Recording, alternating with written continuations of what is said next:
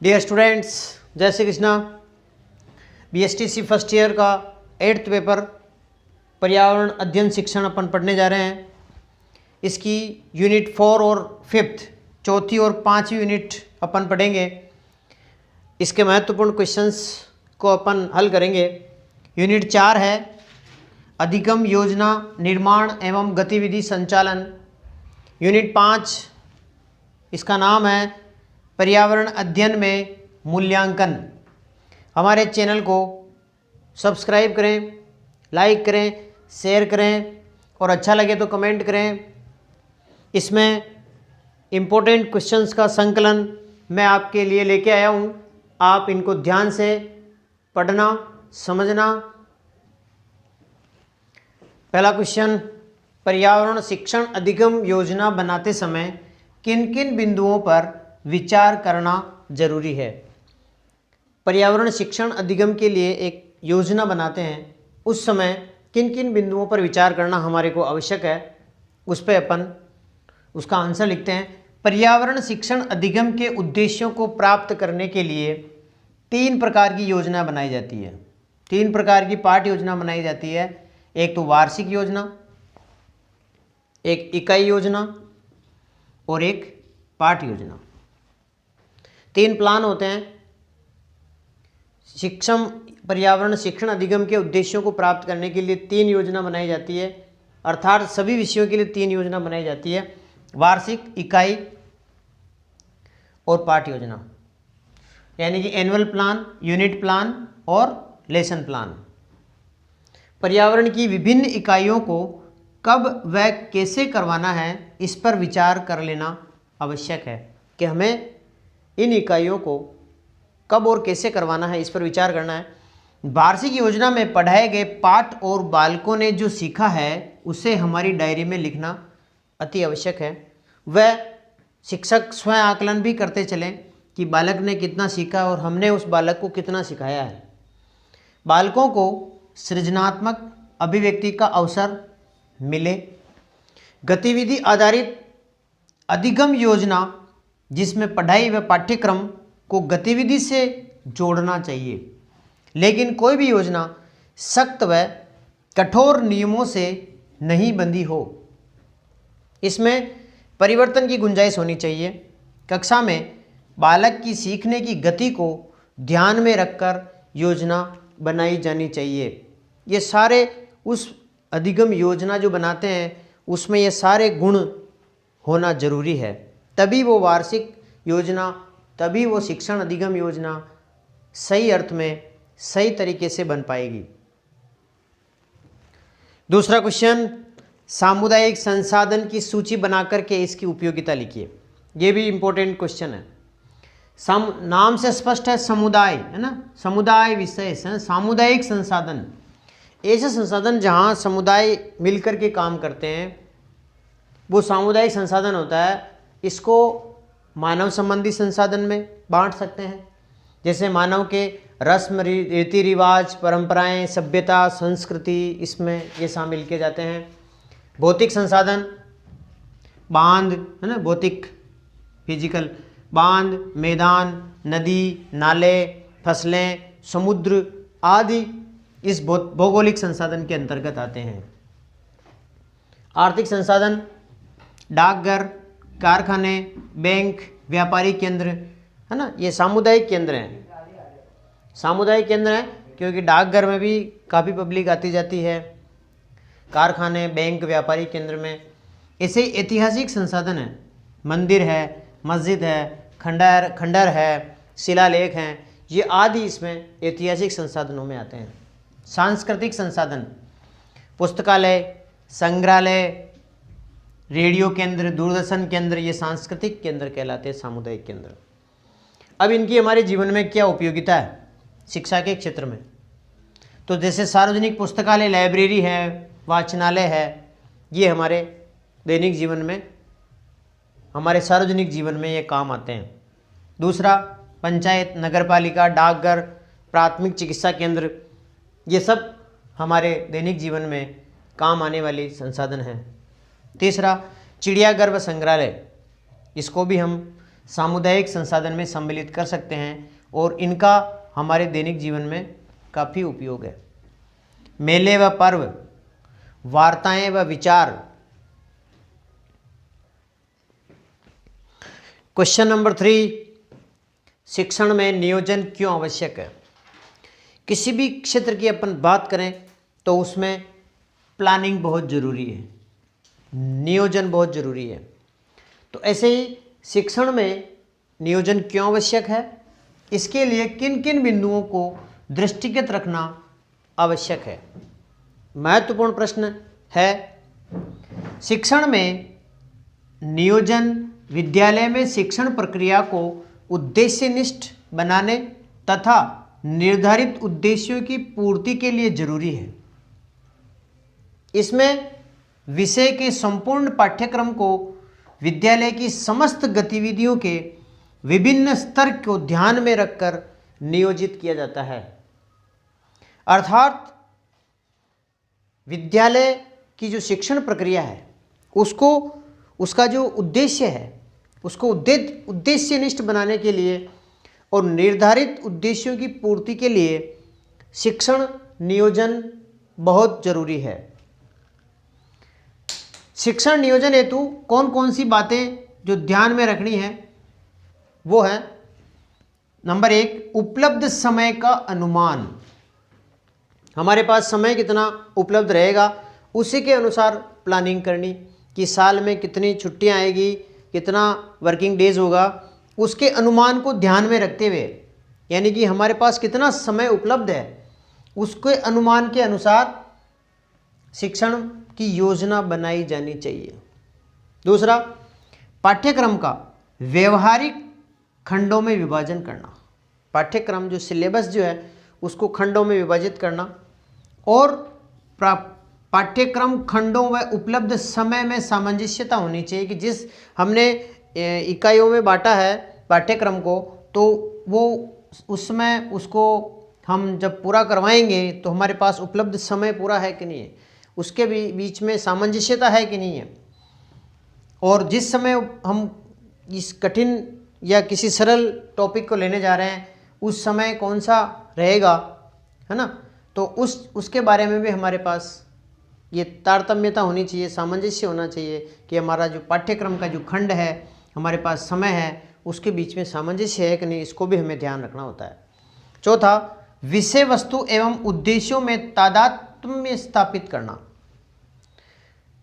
विषय वस्तु और उद्देश्यों में तादात्म्य, है ना, मेल जोल स्थापित करना। पांचवा, शिक्षण विधि का विचार करना कि कौन सी शिक्षण विधि इसमें लगाई जानी चाहिए। छठा, उपयुक्त सहायक सामग्री। कौन कौन सी सहायक सामग्री इस इकाई को पढ़ाने के लिए, इस पाठ को पढ़ाने के लिए हमें काम में लेनी, इस पर भी विचार होना चाहिए।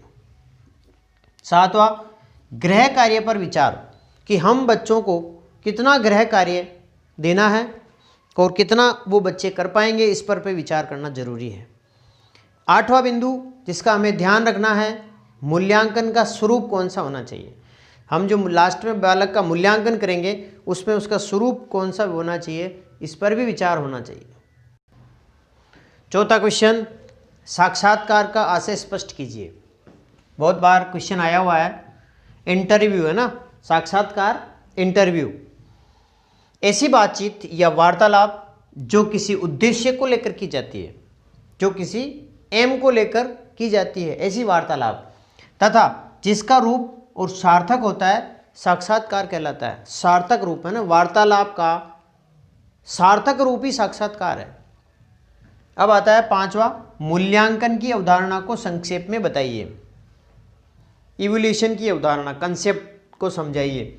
मूल्यांकन द्वारा शिक्षा के विस्तृत उद्देश्यों की प्राप्ति तथा संपूर्ण व्यक्तित्व निर्माण को जांच का लक्ष्य इसमें बनाया जाता है। मूल्यांकन की प्रक्रिया एक सतत प्रयास है, इसको नोट कर लेना। ये एक कंटिन्यू चलने वाली प्रक्रिया है जिसके द्वारा अध्यापक और विद्यार्थी दोनों परिश्रम और लाभ की मात्रा का मूल्य आंकते हैं कि इसमें दोनों का कितना परिश्रम हुआ है। अर्थात मूल्यांकन बालक में होने वाले कितने व्यवहारगत परिवर्तन हैं उससे इसका अर्थ निकाला जा सकता है। छठा क्वेश्चन, शैक्षिक प्रक्रिया के अंग कौन से हैं? अभ्यास, उद्देश्य, नंबर 1। नंबर 2, अध्ययन, अध्यापन परिस्थितियां। नंबर 3, मूल्यांकन। सातवां क्वेश्चन, डॉक्टर ब्लूम का त्रिआयामी प्रक्रिया। तो इसमें एक त्रिभुज बना हुआ है। शिक्षण, प्राप्य, उद्देश्य, पाठ्यक्रम, ऊपर ही ऊपर इस कोण के यहाँ पे पाठ्यक्रम में इधर 3 अंग हैं इसके, पाठ्यक्रम, शिक्षार्थी और शिक्षक। शिक्षार्थी अधिगम अनुभव और जो शिक्षक हैं वो मूल्यांकन के साधन हैं, इस प्रकार से। और इसमें त्रिभुज के अंदर त्रिआयामी प्रक्रिया लिखा हुआ है। ये डॉक्टर ब्लूम का त्रिआयामी प्रक्रिया का चित्र है। आठवां क्वेश्चन, संचय अभिलेख क्या है? बहुत बार पढ़ चुके हैं इसको। संचय अभिलेख, इसमें विद्यार्थी के सर्वांगीण विकास के समस्त क्षेत्रों या पक्षों की प्रगति को समग्र रूप से प्रस्तुत किया जाता है। इस अभिलेख में बालक के जीवन से जुड़ी घटनाएं, विकास की प्रक्रिया, सामाजिक, भावात्मक, उसकी क्या पसंद है बालक की, रुचि आदि की प्रगति का आकलन का संकलन इसमें मिलेगा संचय अभिलेख के अंतर्गत।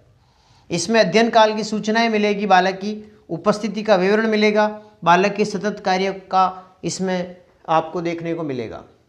नवा क्वेश्चन, प्रश्न पत्र बनाते समय ध्यान देने योग्य बातें कौन सी और कौन कौन सी विशेषताएं होती है अच्छे प्रश्न पत्र की? तो प्रश्न पत्र से तात्पर्य अपना पेपर।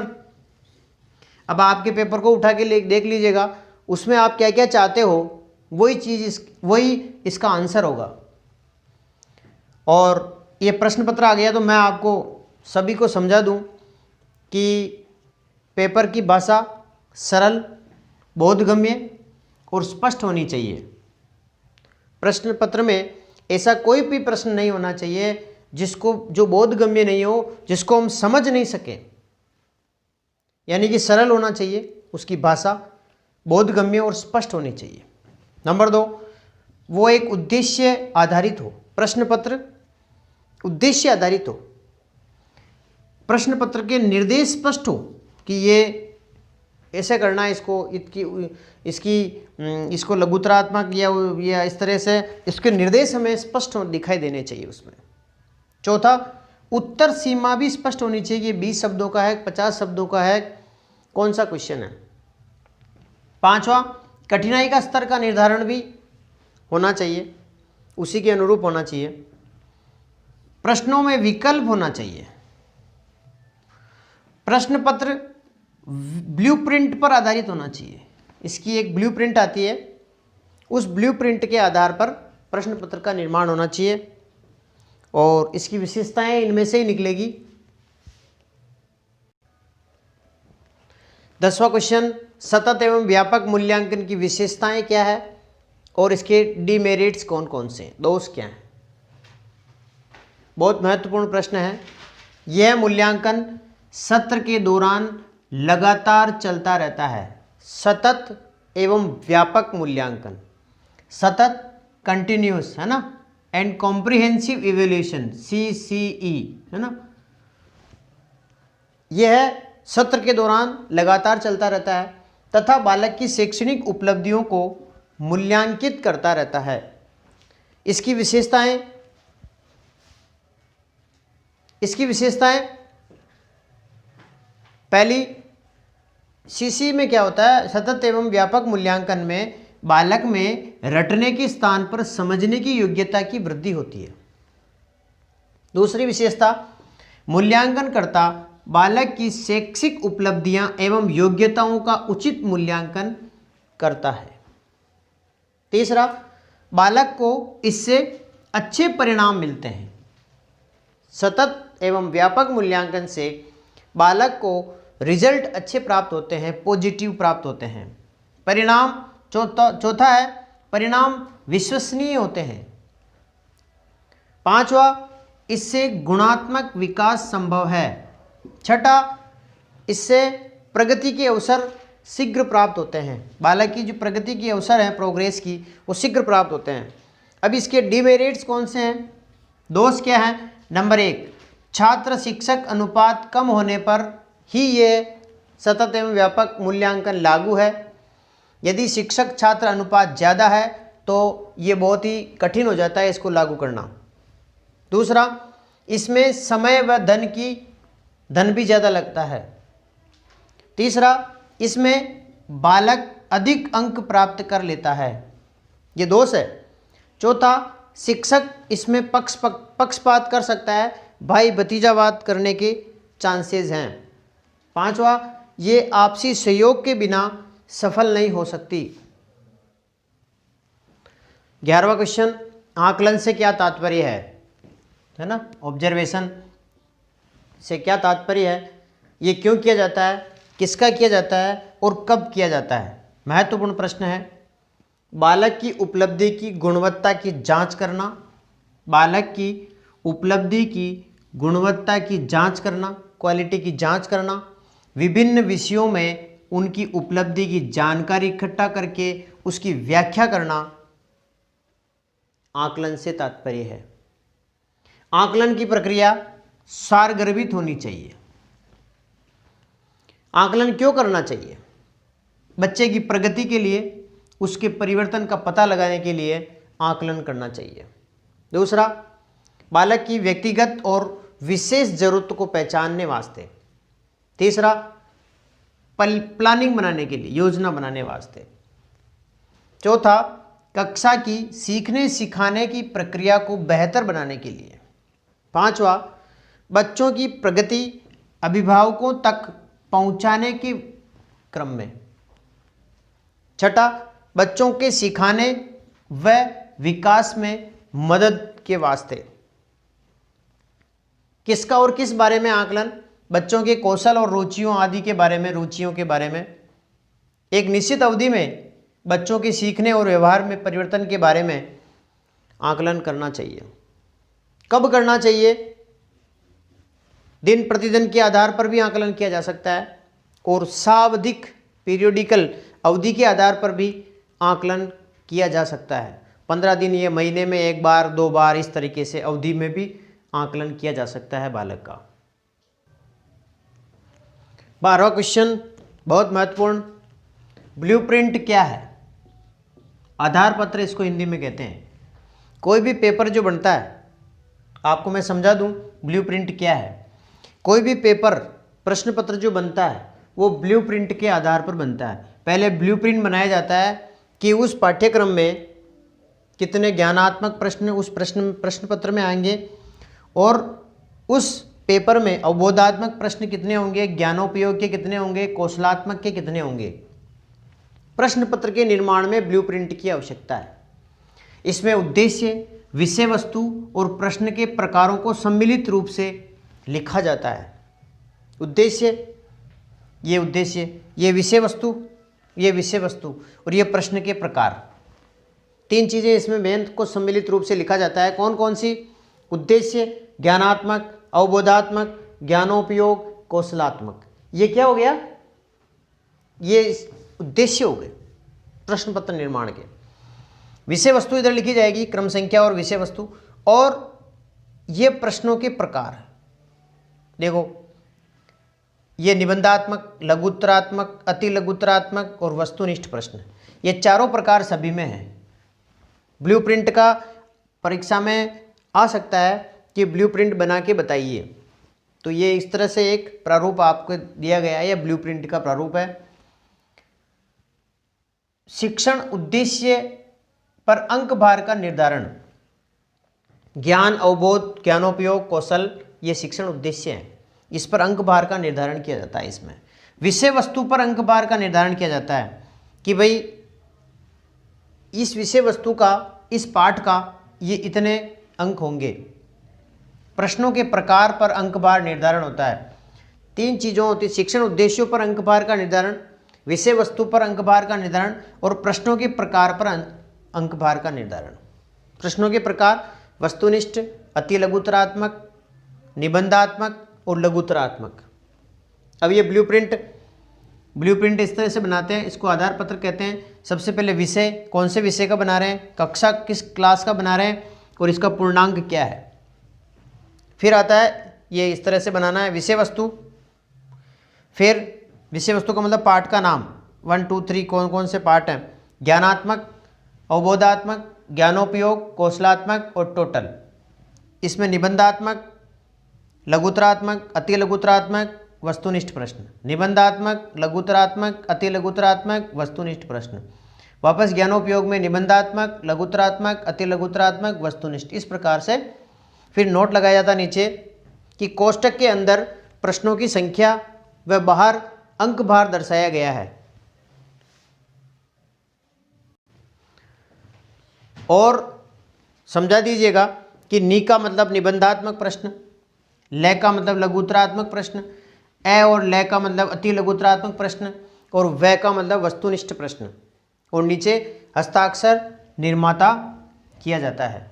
तो ये प्रश्न भी आपके लिए बहुत ही महत्वपूर्ण है, इसको आप अच्छी तरह से समझ लेना। 12वां क्वेश्चन, पोर्टफोलियो क्या है? समय की एक निश्चित अवधि में बालकों द्वारा किए गए कार्यों का संग्रह पोर्टफोलियो है। फिर से पढ़ रहा हूं, समय की एक निश्चित अवधि में बालकों द्वारा किए गए कार्यों का संग्रह पोर्टफोलियो है। ये पहले के विषय में भी अपन पढ़ चुके हैं। पोर्टफोलियो परीक्षा की दृष्टि से महत्वपूर्ण सवाल हो सकता है। इससे उसकी बालक की वर्ष भर में हुई प्रगति को बताया जा सकता है। इसमें बालक क्रियाशील रहता है, ये एक रिकॉर्ड होता है और कार्यों का संग्रह होता है। इसमें अवलोकन टिप्पणी, प्रयोग पर टिप्पणी, चित्र, ग्राफ, प्रतिवेदन आदि इसमें सम्मिलित किए जाते हैं और एक फाइल होती है उसमें इसको लगा दिया जाता है। सारे बच्चों के जो कार्य होता है उनका संग्रहण कर लिया जाता है। बालक की सीखने की दिशा को एक अर्थपूर्ण बनाया जा सकता है इससे। 13वां क्वेश्चन, चेकलिस्ट क्या है?